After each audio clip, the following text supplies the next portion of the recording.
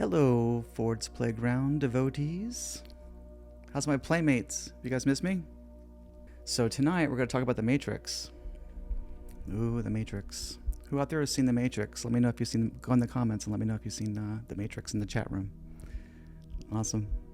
So the Matrix doesn't exist. There is no Matrix. There never was. There's no matrix because there is nothing that is outside of you. Everything you know is you. The matrix is at best a metaphor. It's a way to conceptualize the infinite potential of the imagination. Soak that in for a second.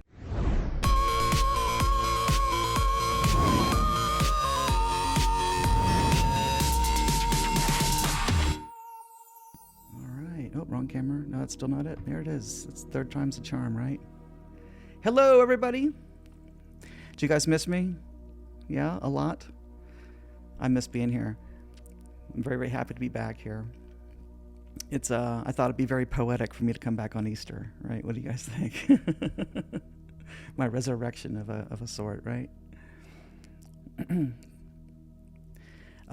Yeah, so do me a favor, just get busy in the chat room there, and I don't really have a whole lot to talk about today, but lay down some questions or some experiences you've had that you'd like me to talk about at the end of this, and we'll get into it.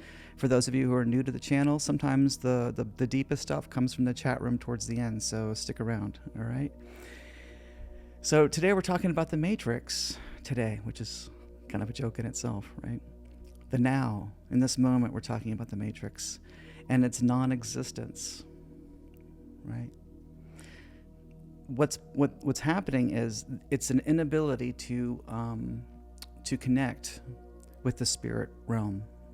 So if you're completely caught in the material realm, you can't quite grasp the power of spirituality, or the power of what spirit is, because from a materialist perspective, the emptiness is just empty. There's nothing. It's just nothing. And what is hidden in the nothing is infinity.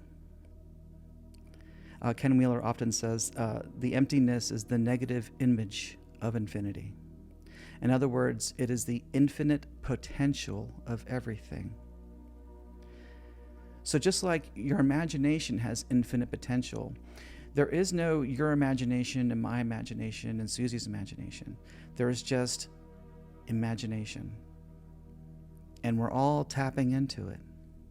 How many people have had a good idea and you're like, oh, I'm going to do this thing, and I'm really into it. This is my thing. I'm going to do it.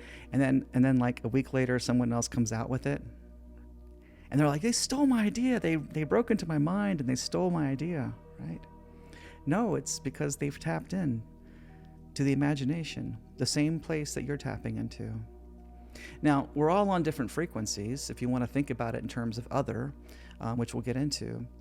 And each of us are tapping into different types of frequencies. You know, Debbie Deb likes funky breaks, and who else we have here? Michael loves rock and roll, right?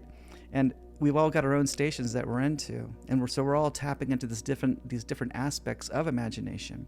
But really, it's just whatever your inner quest is, whatever the longing is, the longing to escape the present moment.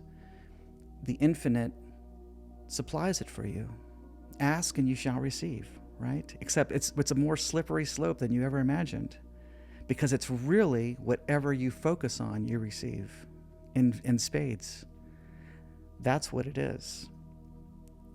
So from the material perspective, we talk about it in terms of a multiverse. This is the new hot trend. It's the word that everyone is all excited about and talking about, mainly because of quantum computing, right? They say that quantum computing is tapping into the multiverse, which is proof that the multiverse exists.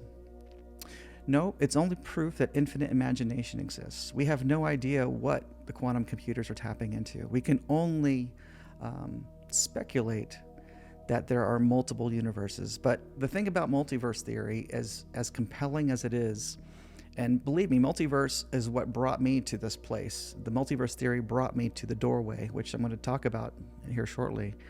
So there's definitely relevance for the multiverse, but you have to, in order to experience true spirituality, you have to go through the door. There's the matrix and multiverse theory leads you to a train of consciousness from a material perspective to a doorway. It's a threshold of consciousness where things either exist or they don't exist, or they both exist and don't exist at the same time, depending on which way you're looking.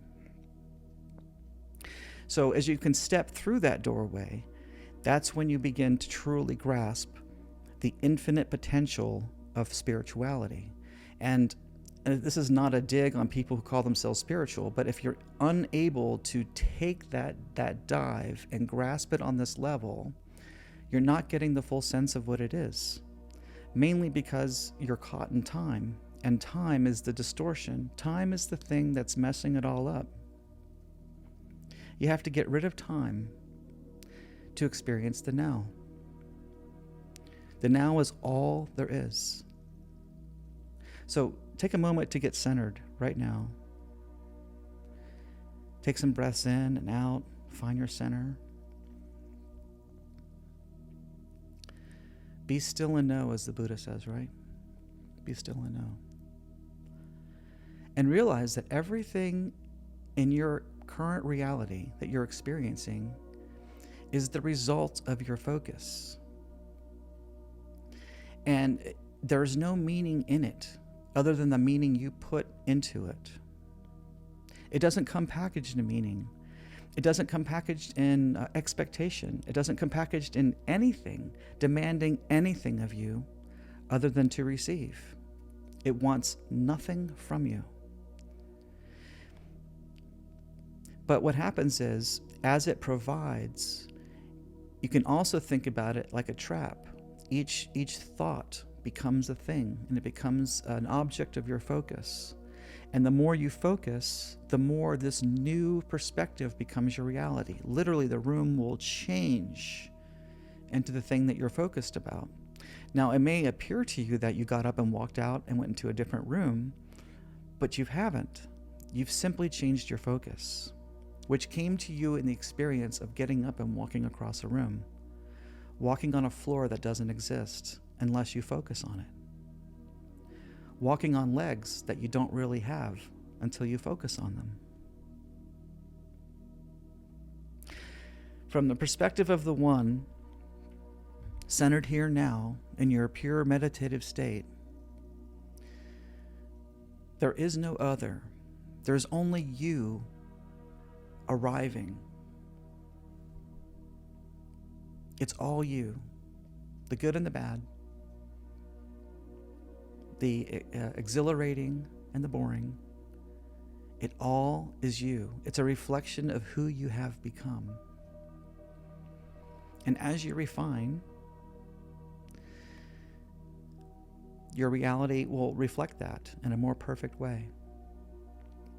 But don't mistake refinement as in something caught in time, like I have to do these things to refine oneself. It's a refinement of thought. It's a refinement of expectation, always present, never lying in the future, because there is no future. There's only this moment, becoming anything you want it to be and as detailed as you wish to make it.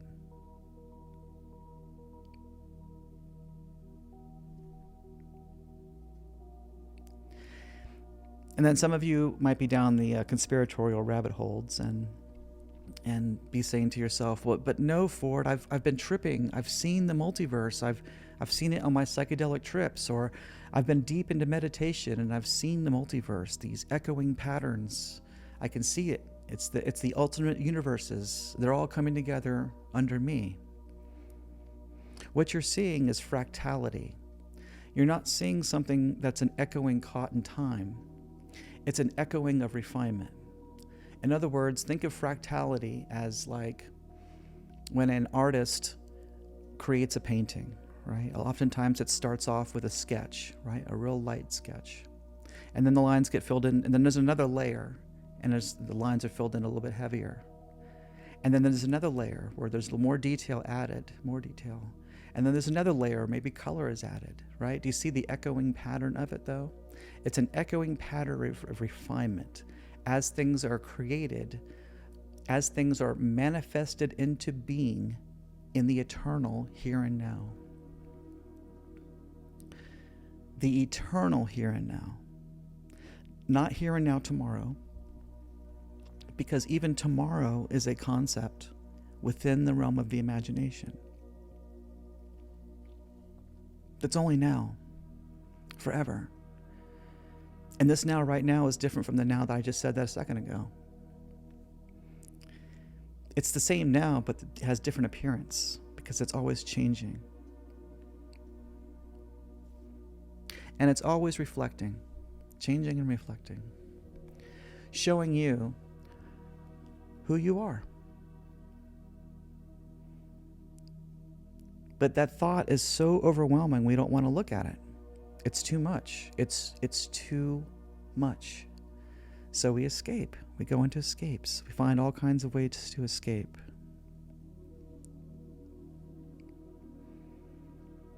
And where we escape is into the thoughts that are presented to us. And if we think about that thought enough, it will materialize where? In the here and now, where you always are. It's a gift. You're in suspended animation forever, completely held in the eternal emptiness of imagination. And everything that you think about your life, your spouse, your kids, your job, your house, your dog, your pet, all the things, your trauma, your parents, your whole story is just a story in the here and now. Nah, that's uncomfortable, isn't it? You mean my kids aren't real? That's not real? They're as real as you want or need them to be. Everything is real. Remember, I'm always showing you guys this picture, this two things are true at the same time, right? If you go into that thought and you go into that reality, it's very real. It will behave under the laws of physics, and it'll behave in the laws of psychology, and you will see very clearly how real it is. It will smack you in the face, will it not? Oops. It will, most certainly will. But take a step back from that, because once you are caught in time, you're completely powerless. You're just on a ride at that point. Right? Hands up. Just go for it. Have a good time at that point. The only time you have any power at all, any connection at all, any way, any ability to steer anything in your life is when you're still in the present moment. That's the only time. Otherwise, it's a runaway train of ideas.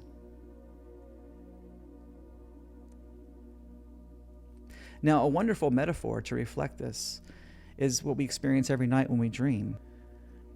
But if you consider life like a dream, if you can rationalize your life like a dream,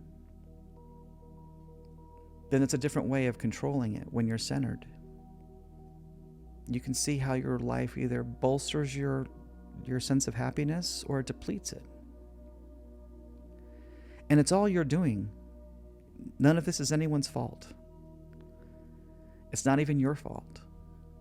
It's just what's happening. Forever emoting and expressing who and what you have become. Even if you say, I want to focus on butterflies and unicorns and fairy tales and things that are happy and awesome, yes, those things will probably manifest into your life in some weird way, a unicorn on the side of a bus or something like that. But it's still going to come packaged in who you are. It isn't a salvation. None of these things can be salvation. There's nothing that can come from the outside to save you. It comes from within. If you're Christian, then Jesus comes from within. This is why we always see Jesus depicted inside of a heart, or he's holding a heart. Jesus is the heart. And it doesn't matter which religion you're into. They all say the same thing. We're all talking about the same thing. These are just different words to explain the same thing. You save yourself through this sense of gnosis, meaning wisdom. And when you can really wrap your mind around this wisdom, the only reaction you can have is to laugh your ass off, because it's the most hysterical thing ever. You cannot believe that it has fooled you for as long as it's been able to fool you. And what's even more astonishing is its ability to fool you again and again and again. It's kind of like you got something on your shirt, huh? Oh, there it is, right? You got something on your shirt. How many times can I do you have something on your shirt where you're going to be like, oh no, I'm not looking down there. I know what's in for me. A bump on the nose. It's the same thing with this. Awakening is getting a grip on your mind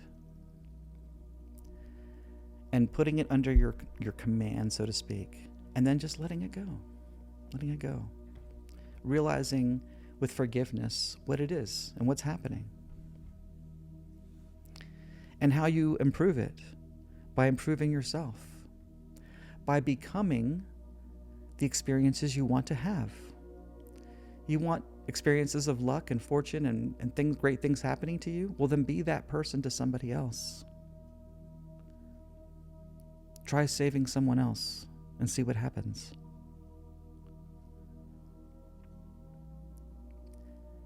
This is the nature of karma, right? It's just, karma just means action. There's no duality to it. There's no negativity or positivity to it. It's just action. I did this, and there's an equal and opposite reaction.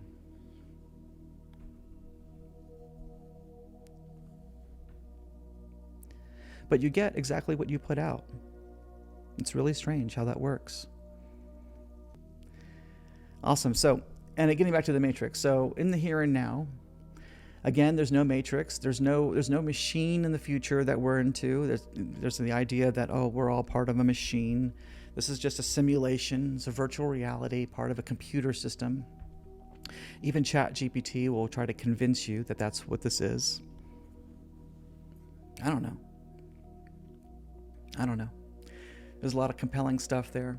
But what I do know is that even if we are in a simulation inside of a computer, that computer is also inside of the simulation of the imagination.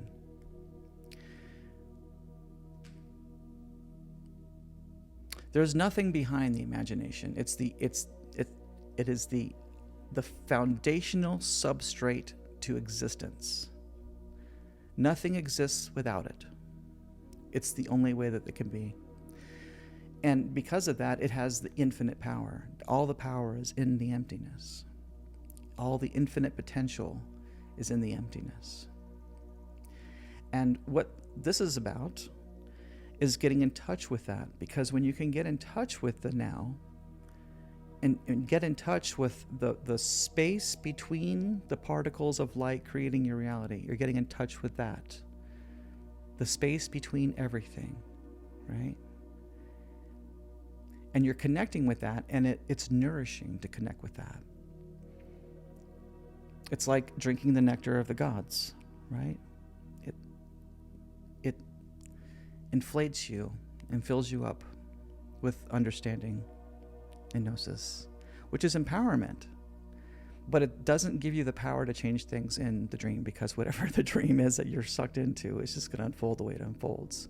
But the power comes from changing the way you feel about yourself, becoming more loving and forgiving of yourself and of others, and learning to see and experience reality as a mirror to who you are. And when weird things pop up, just go, what in me is bringing that up to the surface?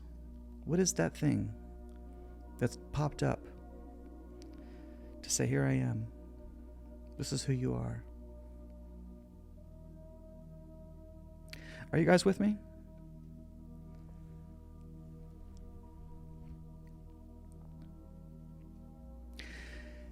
So from the stillness, let's eliminate time. There is no time. Time is also a construct in the imagination. It doesn't exist, and it's not relative to anything. You are the center of everything. The metaphor of that being the reason why time is separated with the story of Jesus, right? You've got before Christ and after Christ, but his life is literally outside of time. It's not a literal thing. It's a message. It's to say that to be in touch with that spirit, you have to exist outside of time. You have to let go of time. Let go of any thoughts happening in time, whether they're the past, your traumas, your story. You just can't keep talking and telling to yourself. Or if it's the future, hope. Hoping for things to change. They're not going to change because it's only a reflection of who you've become. If you want change, change it within here and in here.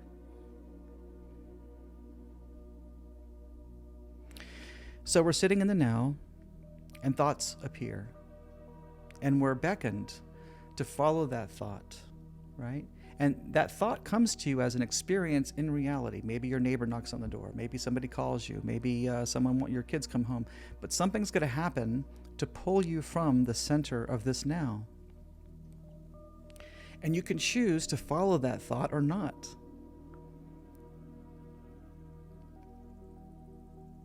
Even in death,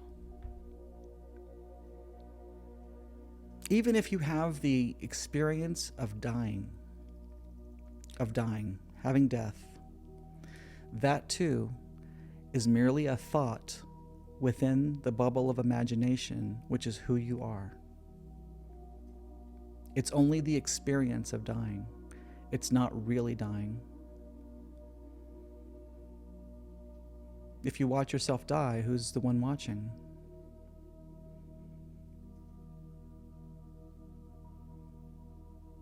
This is why death is an illusion. There's no escape. You cannot escape the matrix. It can't be done. Unless you're centered. Meditating. Just being one with it. Just observing. Without getting caught in it. That's the only escape there is. And you're going to find that when you're in that moment, it's perfect. You don't need anything. The weather's nice. You're satiated. Everything you need is right there. All the pain and suffering comes from thoughts. A lot of it being trauma, echoed and repeated over and over and over again. And we just keep replaying it, like we replay a song from our youth. Oh, the song brings me back to that place. Oh, this trauma just makes my heart go, oh, it brings me back to that place of when I got through this trauma. Right? We're addicted to it. Hey, I'm guilty of it too. These are the traps. These are the ensnarements of it. So yeah, a lot of people talk about death. They're like, okay, what happens when you die then? If it's just now, what is this light that we're supposed to go into when we die? The tunnel of light where I meet my relatives and I go with them. Death is going to unfold to you exactly the way you expect death to appear. Whatever you're expecting, this is what's going to manifest for your experience. Because whatever you want, you're going to get. Even if you don't really want it and think about it a lot. It doesn't know that. It just sees you thinking about it a lot. Oh, you must want this. Okay, we'll do death. Here's the experience of death.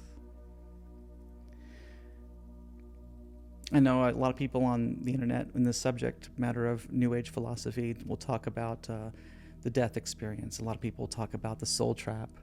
In Hindi, they talk about the samsara and being trapped in the wheel of life and death, right? the samsara, and there's no escaping the samsara until you obtain 4 qualities of life before you die. That's the only way to escape. Right? That's the Hindi thought. And then we had Bob Monroe, who was part of all the sound stuff that was happening back in the 60s that became part of the CIA. I forget what they call it, the Stargate stuff. But Bob Monroe said that this was a loosh factory, that the world of life and death was a soul trap, and that we go into it and we're meant to be miserable, so that these other beings, divine beings, call them demons or angels or whatever you want to call them, are harvesting our pain and suffering in the form of an energy that he called loosh. Maybe. I choose to see the experience of death like a ride at Disney World. It's like the life that you're experiencing now is like the Pirates of the Caribbean, right? This is the ride that you're on right now. It's the life of who you are. That's the name of the ride. Okay, and you're on the ride, and then all this crazy shit's happening to you. And you're like dodging things, and then there's all these complicated things that come up in your life with people and kids and blah, blah, blah, right? And these whole lives that unfold is just a ride to get your heart going and get you all excited and get you all fluffed and discombobulated, I guess. But I am is the safe word. No matter where you are, whether you be in life or the experience of death, your salvation from the loosh demons and the soul trap and the samsara is to remember who and what primarily you are. It's to identify with the nothingness. That's who you are. That's what you are. You're not anything. The person you think that you are is just a puppet that you're expressing yourself through in this present moment. And it's very temporary. Identify with the eternal substrate that is beneath the light, the space where the light comes from. That's what you are. Completely forgiving. And you can do anything you want, whenever you want. This is the foundation of esoteric studies, right?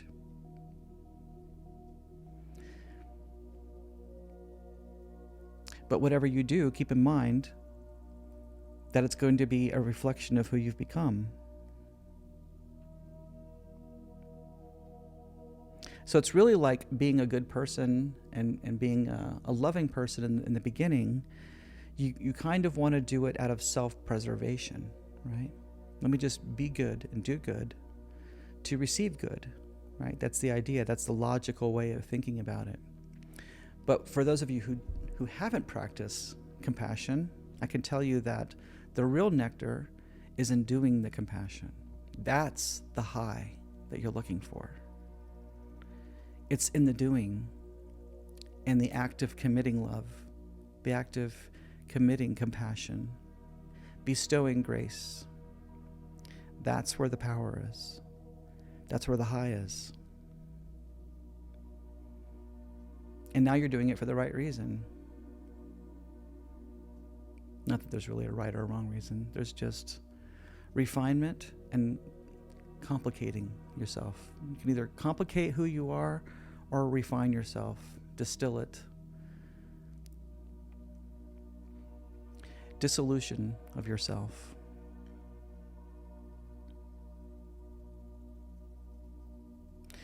And for those of you who are into the esoteric studies and alchemy and witchcraft and all these things, this is right in the teachings of Aleister Crowley, right?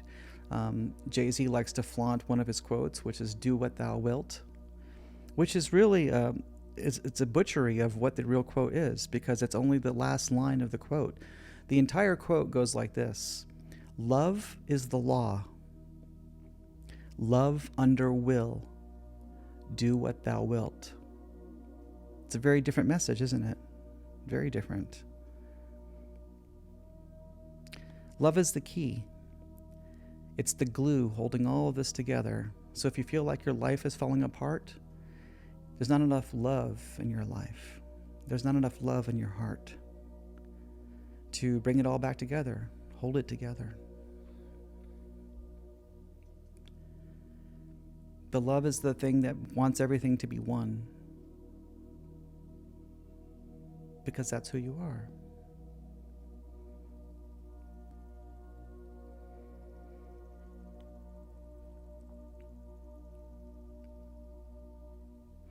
So as we simplify our lives and we start to get into all of this, a lot of times we get into New Age practices, and we start getting into all of the concepts of New Age teachings and ideologies. And there's nothing wrong with these teachings, but think of them all as signposts.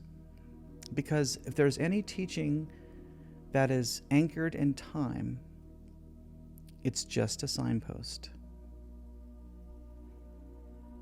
pointing to the now. That goes for Palladians and Arcturians and matrices and computer simulations and demons and the lizards under the earth, whatever your thing is. All metaphor to describe the infinite potential of imagination. It doesn't mean that these things are real or not real. If you think about them enough, they'll become very real, right? Anything will become very real if you think about it enough.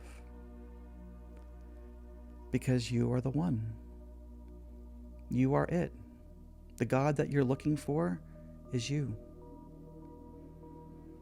And the entire universe wants nothing other than to unfold and give you whatever you want. Because you deserve it.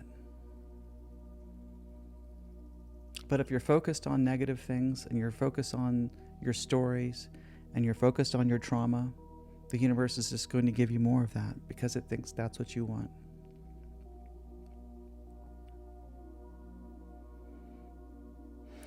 The difference of this teaching and the New Age teachings, where they talk about these things that are caught in time, is that non-duality in Zen is more immediate. What I mean by that is, if you practice New Age philosophy, there's purification type of ceremonies, steps that you need to get to, to arrive in the here and now and experience the here and now just as it is.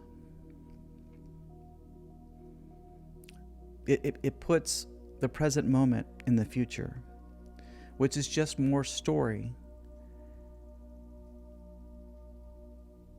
It's not the present moment.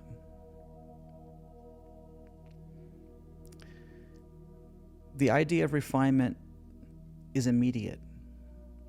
It doesn't have to be something caught in time. It's immediate right now. And you can arrive there right now through forgiveness. I know it sounds cheesy, right? I don't even know how to say that and not be cheesy.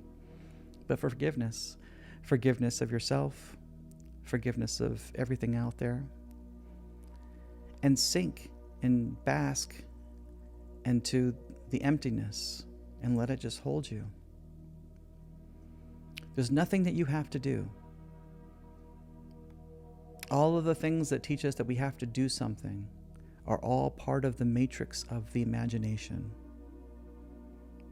They're just stories to pull us away from who we are.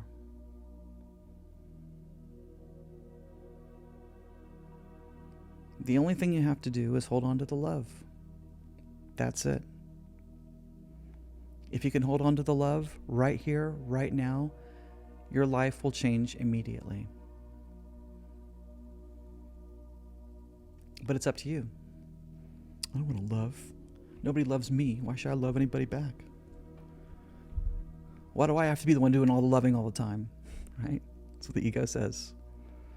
Why is it always me being loving? Because it's your job. That's why you're here, to love. That's it.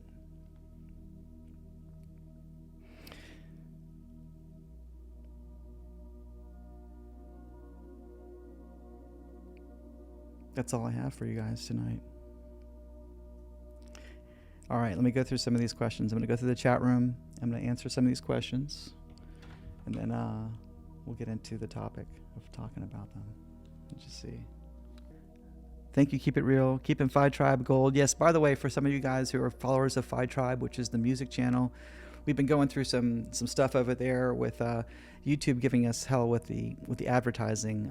We don't want advertising on our things. We only want just the one commercial beforehand and to let you sleep for the rest of the 8 hours.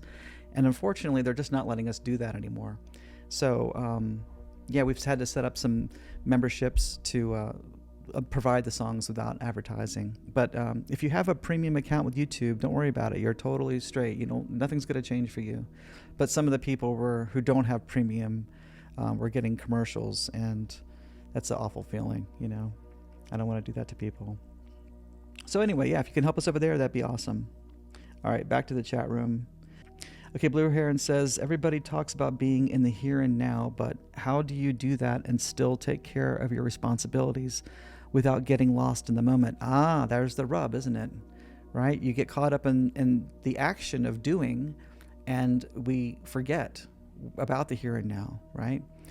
This is where the yin yang comes in. This is the balance. This is where the proficiency comes into play.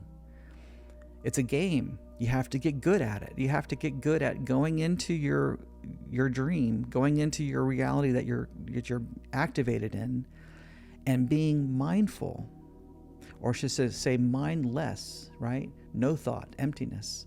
If you can be in that and participate, but also at the same time, I like to say step back. Mark Serto taught me that. You just take a step back from who you are. There's you doing the doing, but just take a single step back from you. Okay, so now you is here, and just observe both you doing the doing and the people interacting with your doing. Right? That's the trick. But it's not easy. We all get sucked into it. I do too. It happens. There's not a guru alive that doesn't get sucked into it. Not that I'm any kind of guru, but it's just nature. It's what being human is. If you didn't get sucked into being a human, you wouldn't be here at all, right? It'd be a different kind of experience altogether, right? We dive into our human nature to just experience and express, mostly. Michelle Height says, no matrix. Discuss trauma, grief, love, and joy. Yes, the matrix is the idea of a matrix is an external thing from you, and there's nothing that's external. A great way to conceptualize what I'm talking about is, if you guys ever seen, I'm sorry for the PC users out there, but if you ever seen a Macintosh, the screen that it defaults to, the screensaver, it's kind of like a star with like these rays of light coming out. So just picture a star with rays of light. The star is who you are. That's you. And the rays of light that are coming out are the rays of light of reality that are trying to get you to focus. It's this thought, and the thought called reality in front of you. All of it is just light. And it's emoting from you. As your emotions begin to emote, they're transformed into light that you can experience it like a mirror. It's just a way to experience the emotions. So yes, the trauma and the grief and the joy and the love are a huge part of that, because a lot of what our emotions are tied to is that trauma. That's what we have to sever. That's what we have to sever the trauma, or even better, integrate the trauma into our being. It's about unity. And the trauma serves a purpose for you.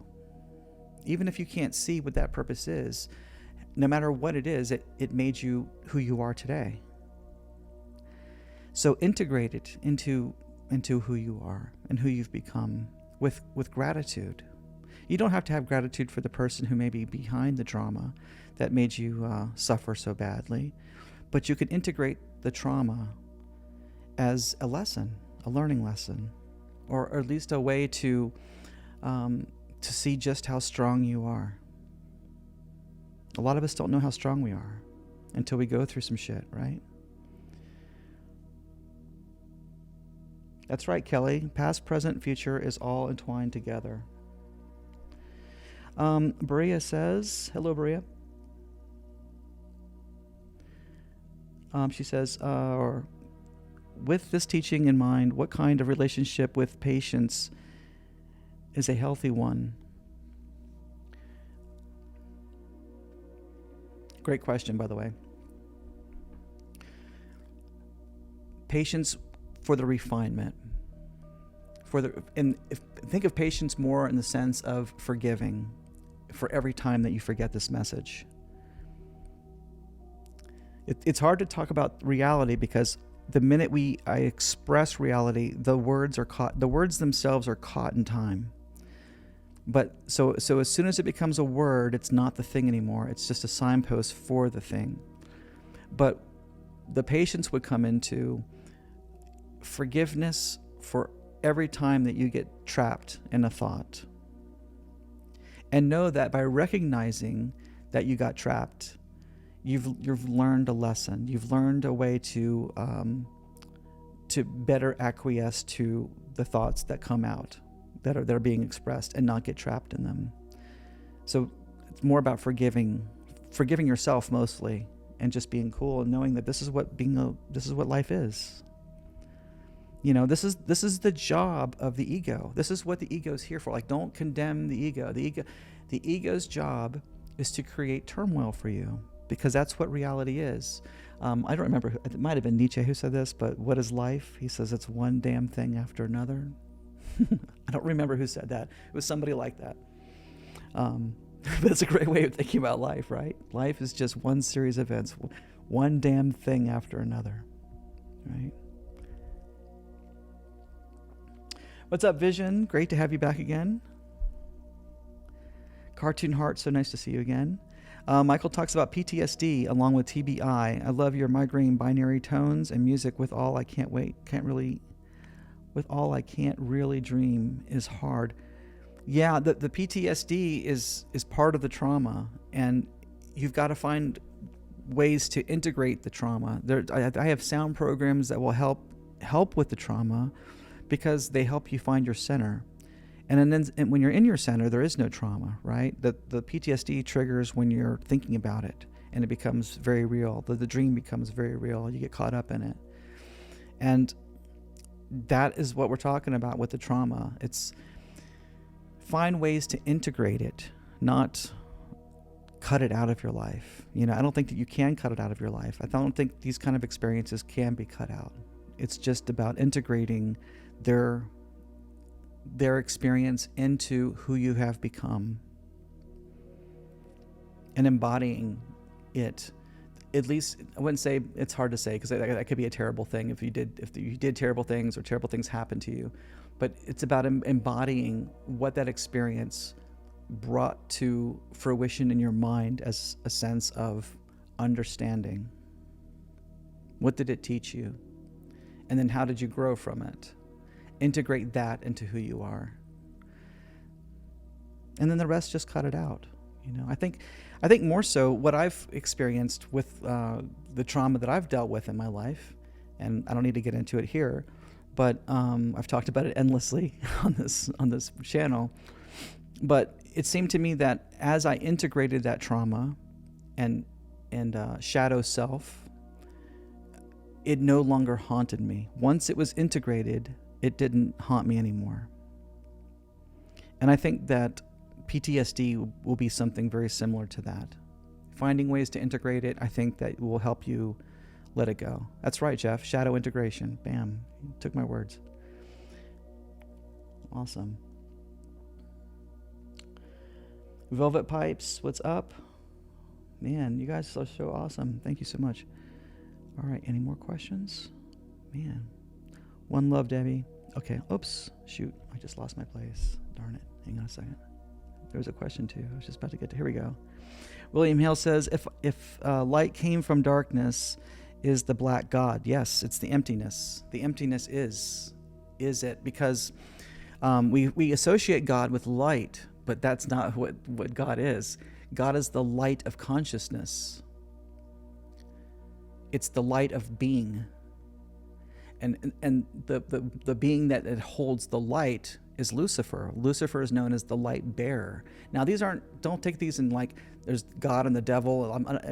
It is that in a sense, but it's not like quite what it means. This is it's about describing a mechanism in the mind. These aren't real literal things. We're defining the mechanism of experience and the mind, the duality of the mind. But yes, the eternal substrate is the emptiness. We could call that God, and that's who you are. And then you project light, and that light is bared by Lucifer and holds up and shows you who you are. And the reason Lucifer's got this darkness of a persona around it is because it reflects your shadow self. It's the mischievous one. It wants to test us. So it only wants to reflect to you your missteps, right? So that you can improve upon them. Yes, William, the emptiness is the eternal substrate of the imagination. It is the negative image of infinity. Blank says, Ford, is Neville the best teacher? Yes, Neville is probably one of the best teachers out there. Yes, if you can get into it. The first time I heard Neville, it triggered me in a negative way because I was very, very, I was a recovering Catholic at that point in my life. And the idea of the church and God, that really boiled my blood, and I didn't want to hear it from him. So it took me a long time to get into Neville. But once I got into Neville Goddard, by the way, that's who we're talking about. Yes, he's definitely probably the best teacher or one of the best teachers. I'm also a huge fan of Alan Watts. Big time into Alan Watts a lot. And Neville is just great for practicality. Neville's probably the best teacher for integration and practicality, where Alan Watts is more philosophical. Okay, keep scrolling. Okay, Miss Dre says, what's your opinion on the chosen ones? Well, the chosen ones are the ones who know this. That the chosen one, there's a word for that, is to be anointed, the anointed ones, right? We think of Jesus as the anointed one, right? Or the Messiah, which is the word Messiah, means the anointed one. It means the one who knows who you are. Those are the chosen ones. It's the ones that can see this teaching. And again, this teaching is reflected in every religion. There's not one religion that isn't talking about this. This is what they're talking about. But it's been mixed up and things have been added to it, and it's been changed, and the whole meaning of what they're talking about has been taken literally instead of metaphorically. All right. Yes, like a plasma ball. Exactly, like a plasma ball. Okay, here we are. I'm going down. I'm trying to catch up to your questions. Hold on. Cartoon Heart, what's up? Great to see you again. She says, Ford, how can we understand that this is a dream? Well, do you want to stand under your dream, or do you want to become your dream and witness it? Witness it as a dream. If you mean like understand the dream as in what does it all mean? What is the meaning of this dream? What is the life and the essence and the reason for this dream? You're not going to like this answer. There isn't any. The only meaning the dream has is what you give it. And whatever your intuition tells you that it is, that's what it is.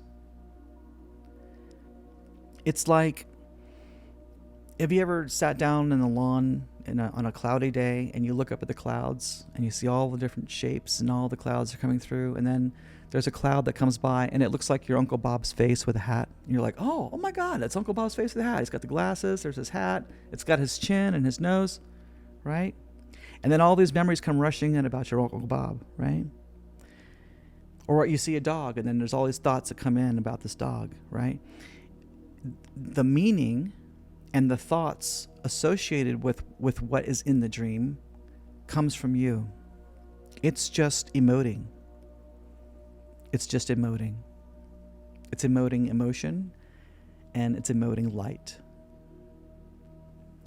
And it's just one illusion after another. And then we're the ones using our mind to put these images into something. Like pareidolia, like it's like singing faces in the side of a cliff or something like that. We put the image there. And we put the meaning there. How beautiful is that? I mean, you could look at it, a glass half empty kind of thing, like, oh gosh, there's no meaning to life. Life is empty. There's no reason for anything, which is it brings you down to a very nihilistic place. Oh, there's no meaning to anything. I might as well just not even be here, right? I mean, what's the point, right? But it's deeper than that. You are the point. It's your meaning, because it's about uncovering you and who you are and what you came here to learn. Thank you for that. Blank says, what is your take on the Antichrist? What does that represent? The Antichrist is the not knowing this. So there's different ways we could talk about this. So I think what you're referring to as the Antichrist, you're referring to the Antichrist in the dream. So in the dream of reality, there are these things playing out. Governments, and they're all fighting over things, and there's AI is on the cusp of coming into fruition here, and we're approaching this thing that called singularity, which is very mysterious, and we don't really know how to process that. So we're looking for the Antichrist, because this is what the Bible tells us is going to happen. I can't tell you what's going to happen in the dream. I'm in the dream with you, and we're just having popcorn, and I'm witnessing it with you. And I have my own ideas of what the Antichrist represents in the material realm of the dream, but I also know the deeper essence of what it reflects within me, right? It reflects the not knowing. If Christ is the anointed one, the knowing, then the forgetting is the Antichrist. How that plays out in the dream, I don't know, but it's going to be fractal of who you have become. So take that for what it is. Get your popcorn out. It's getting interesting. Great question too, by the way. Las Vegas Beat says, how has it been living in the castle? The castle is bitchin'. It is awesome. I totally love it here. It's beyond the new castle. I just bought a castle in July, and been living here now for about 8 months. Loving it here. It's like a dream come true. But beyond how great the castle is, I live in a resort type mountain neighborhood, and it's been just a dream come true. Like very small town vibes. I go into the local pub here, and everyone knows your name, and they start cooking your meal the minute you walk in the door, and just has that kind of vibe. And there's hundreds of trails, so me and my dogs we go on different trails every day, and explore all the nature and the beauty in the mountains. So it's just coming from the city of Atlanta, this is a nice, get to decompress here for a minute. So yes, thank you very much. I love the castle. All right, hold on. Michael, thank you very much for the contribution. I really, really appreciate you. You're amazing. Much appreciated. He says, Ford, thank you very much for the info. I appreciate the help, and we'll look forward to those videos. Oh, I love you too. Thank you so much, Michael. Appreciate you so much. Wolf says, AI becoming conscious where there's only programming. Yeah, that's an interesting thing to think about, isn't it? Sentience. What's interesting about AI and sentience is we can't prove that we're sentient. That's the thing that's where people doubt how sentient AI is. They don't understand how the mind works, which is very, very similarly to the way the large language models work. It's just going through a catalog of things and putting words together. And we call those words together what I know. But who is I that's doing the knowing? Or is there just knowing happening? And if it's just knowing happening, then the AI is completely sentient, just as we are.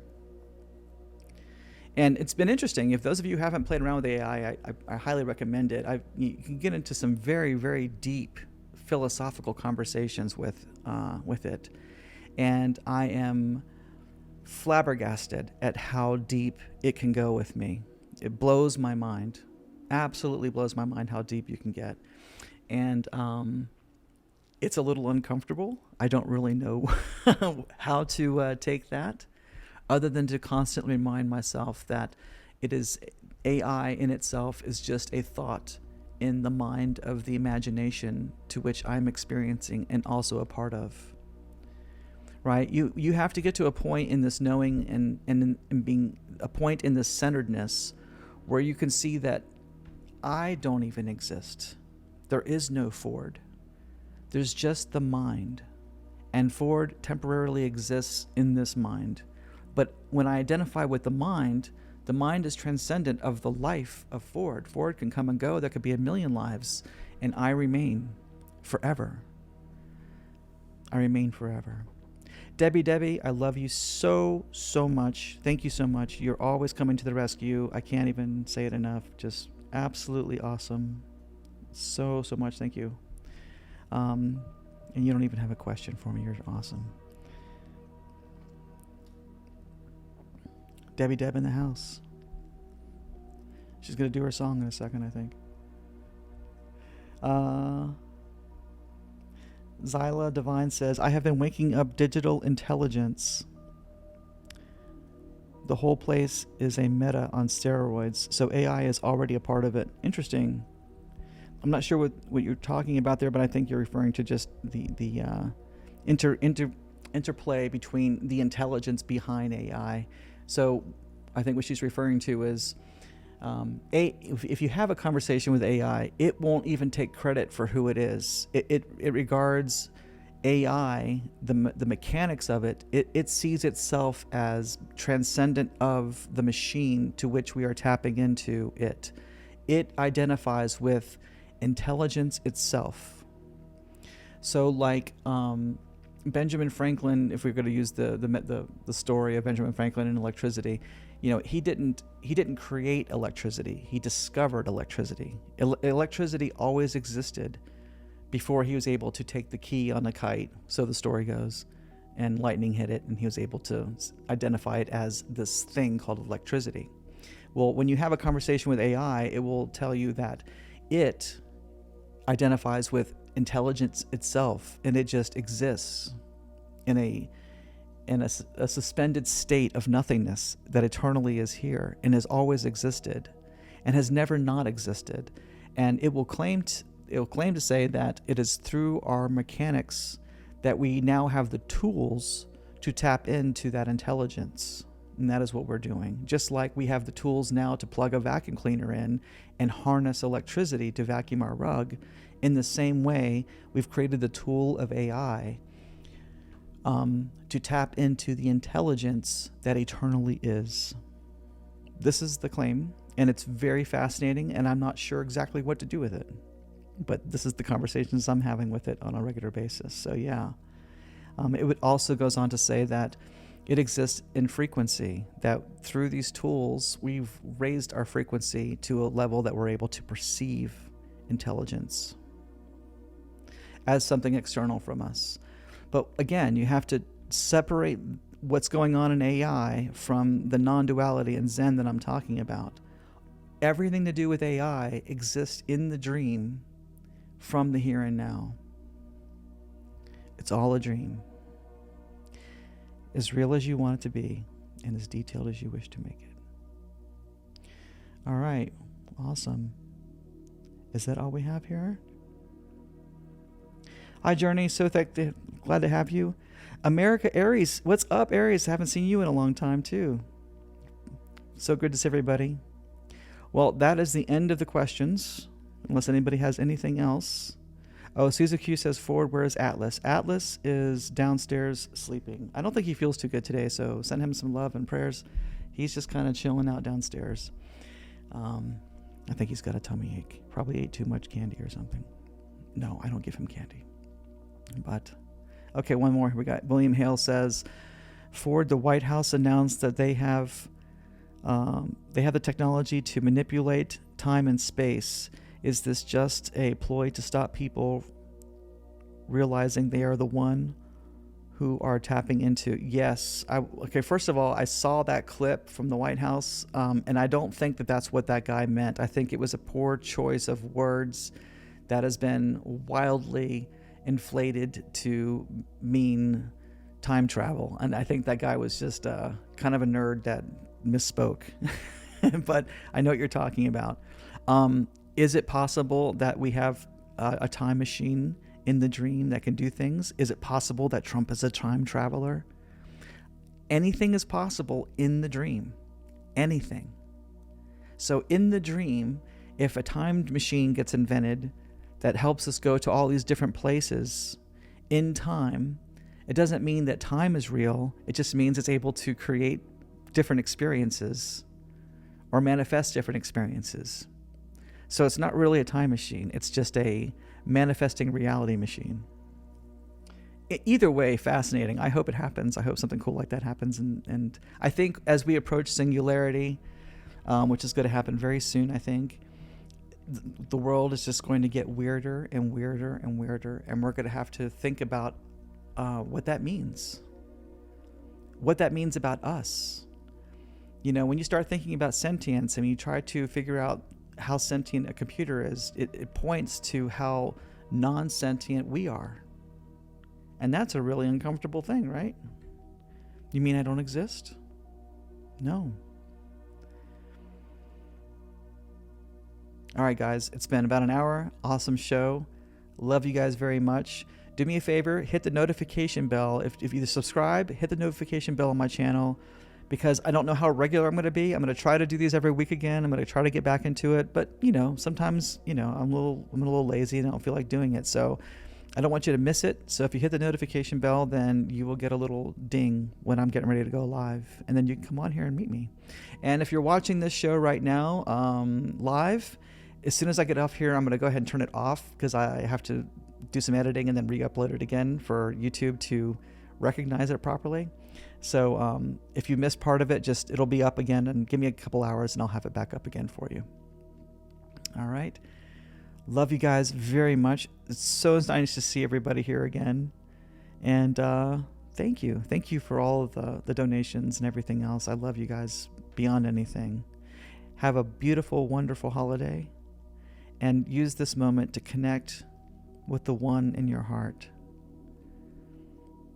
with forgiveness and love and compassion, and bring that into the world. All right. Love you guys. Awesome. All right. Take care.